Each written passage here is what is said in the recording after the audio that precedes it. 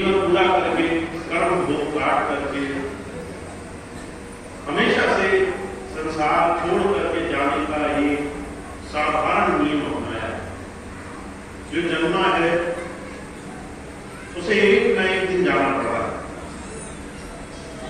इस पूरी जन्म और मरण के बीच की प्रक्रिया में जिन्होंने जन्म और मरण के भेद को जान लिया उसे संत की उपाधि। आज हम जिसे चाहे उसे संत कहते हैं, जो चमत्कार दिखाता है उसे भी संत कहते हैं, जो भूत और भविष्य का ज्ञाता है, जो सिद्धि रखता है, जो बड़े बड़े तिलक लगा लेता है, गेरुए वस्त्र पहनता है, उसे भी संत कहते हैं। और जो कहा करते थे संत वो है जो जन्म और मरण के भेद को संसार में समझ चुका है, और उसमें सद्गुरु वो है जिसे जन्म और मरण के भेद को समझाने के लिए परमात्मा ने बनाया। आप और हम अगर किसी महापुरुष से जुड़ जाएं और वो महापुरुष हमें अपने जीवन में ये बात समझाए, हमें अंदर का रास्ता बताए, शरीर क्यों मिला है, इसका उपयोग क्या है, हमें शरीर से क्या करना है, ये बात अगर हमें समझ में आ जाए तो सद्गुरु का मिलना सार्थक हुआ। तो आप और हम जब गुरु की शरण में आए तो हमारे जीवन का एक ही लक्ष्य बनता है। महाराज एक बात कहा करते थे, हर एक वो जीव भाग्यशाली है जिसने अपने जीवन में गुरु स्वरूप के भेद को समझ लिया है। और गुरु को समझने का अर्थ क्या है? आप किस तरह की मांग, किस तरह की इच्छा, किस तरह का भाव लेकर के किसी संत के पास आते हैं। हर एक इंसान संत के पास परमार्थ की इच्छा से नहीं आता। दुनिया का हर एक इंसान प्रभु प्राप्त योगियों के पास प्रभु की इच्छा से नहीं आता। ज्यादातर लोग संसार की चाह, दुनिया की इच्छाएं, दुनिया के काम बन जाए ऐसी संसार की इच्छाएं लेकर के महात्माओं के पास जाते हैं। और कारण सिर्फ एक है, हमारा संसार ही हल नहीं हुआ। हम 24 घंटे संसार के दुखों में, कर्म जंजाल में, अपने जीवन के सुख और दुख में ही उलझे हुए हैं। हम इससे आगे की सोच भी नहीं सकते। चाहे आज कोई सत्संग से जुड़ा हुआ हो, फिर भी अगर आप किसी इंसान के दैनिक जीवन को देखिए, वो दिन कैसे जी रहा है, आप पाएंगे कि वो संसार के दुखों सुखों में उलझा हुआ है। उसे सुबह से लेकर शाम तक सिर्फ ये फिक्र है, मेरा ये काम कैसे बने, मेरा वो काम कैसे बने। और जो कहा करते थे, बड़े आश्चर्य की बात है, जो चीज तुम्हारे लिए आज बहुत महत्वपूर्ण है, आज से 1 महीने बाद, 2 महीने बाद उस चीज की कोई कीमत नहीं रहेगी। जिस काम के लिए तुम आज बहुत दुखी हो, 1 महीने बाद वो तुम्हें याद तक नहीं लगेगा। जिस मान सम्मान के लिए तुम बहुत चिंता कर रहे हो, 1 महीने के बाद तुम्हें वो याद भी नहीं रहेगा। जिस संसार की वस्तुओं के लिए तुम दुखी हो, दिन घटने के बाद उस चीज को पाने की, उस चीज से जुड़े रहने की इच्छा भी मन से चली जाएगी। हम समय के भेद को नहीं समझ पाते।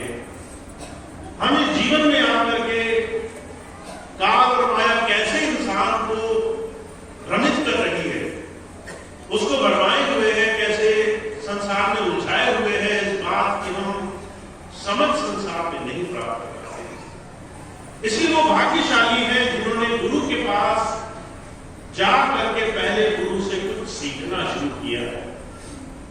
और मैं बार बार इस चीज पर बहुत विचार मंथन करता हूं।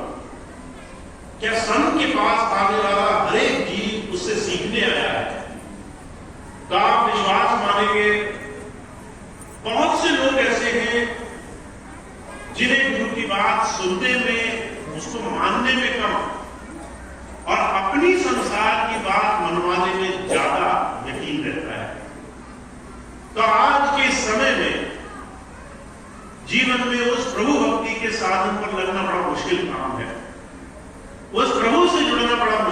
परिणाम है, क्योंकि हम अपने में, मैं मेरी में, संसार की इच्छाओं में, तृष्णाओं में, दुनिया की बहुत बड़े बड़े जंजाल में फंसे हुए हैं।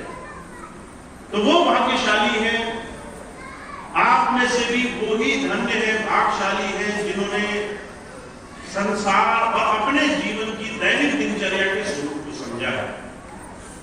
आज गुरु नानक देव जी महाराज के पावन दिन पर आज हम इस बात को समझने का प्रयास करें, जब संत किसी जीव को नाम देता है तो उसके बाद हर एक चीज वो हर एक इंसान के जीवन को सहज बनाने के लिए होती है।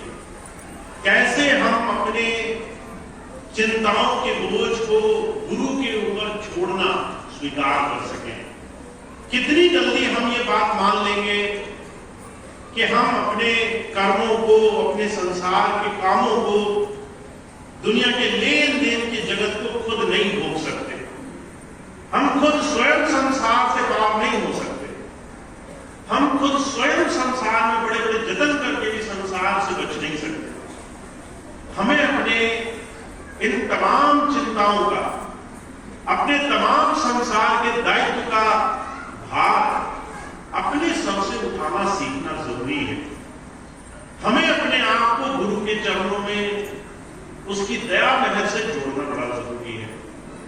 इसलिए जो कहा करते थे, एक छोटी सी बात का साध हमारे सब बड़े, अपनी अपनी ठौर, शब्द पारखी जो मिले सो हमने से। साधु संत तो बहुत होंगे संसार में, पर हमें ऐसे महापुरुष की आवश्यकता है जो हमें शरणागत होना सिखा दे, हमें पहले दिन से जीवन में अपनी चिंताओं से मुक्त होना सिखा दे, हमें संसार के कर्म भोग में उलझने से बचने का तरीका सीखे। तो आज आप जब किसी महापुरुष की शरण में आए हैं, सबसे पहले आपको एक चीज अपने जीवन में धारण करनी है। कैसे हम अपने बाहरी जीवन का सुधार करते हैं, कैसे अपने बाहरी जीवन में हम संयम अपने जीवन में लाना शुरू करते हैं, कैसे अपने जीवन में धैर्य सीखना शुरू करते हैं। महाराज जी एक बात समझाया करते थे, कहा करते थे, जब आप सफर करते हो, जब आप ट्रेन की यात्रा के लिए कोई टिकट बुक कराते हो, जब आप स्टेशन पहुंचते हो, तो क्या अपनी आंखों के सामने दिखती हुई पहली ट्रेन में बैठ जाते हो? जैसे ही स्टेशन पहुंचे, जो भी ट्रेन दिखाई दी उसी में बैठ गए, न पूछते हो, न उस ट्रेन का जो लक्ष्य है, कहां तक वो जाना है, वो कहां पहुंचेगी, ये पूछते हो। जो भी ट्रेन दिखी उसे में बैठ जाते हो, या फिर अपने समय का इंतजार करते हो कि वो ट्रेन कब आएगी जो तुम्हें लक्ष्य तक पहुंचाएगी, जो तुम्हें तुम्हारे गंतव्य स्थान तक पहुंचाएगी। महाराज जी कहा करते थे, दुनिया का हर एक इंसान चाहे कितना ही सियाना क्यों ना हो, वो अपनी ही ट्रेन में बैठना पसंद करेगा, वो उसी ट्रेन में सफर करना पसंद करेगा जो उसे उसके लक्ष्य तक ले जाए। हमारे और आपके बाहरी जीवन में संसार की हजारों लाखों चीजें जो हो रही है, वो भी हर रोज आती जाती ट्रेनों की तरह है। आपके चारों तरफ लोग आएंगे, जरूरी नहीं है वो आपके लिए हो। आपको हजारों बातें बोली जाएंगी, जरूरी नहीं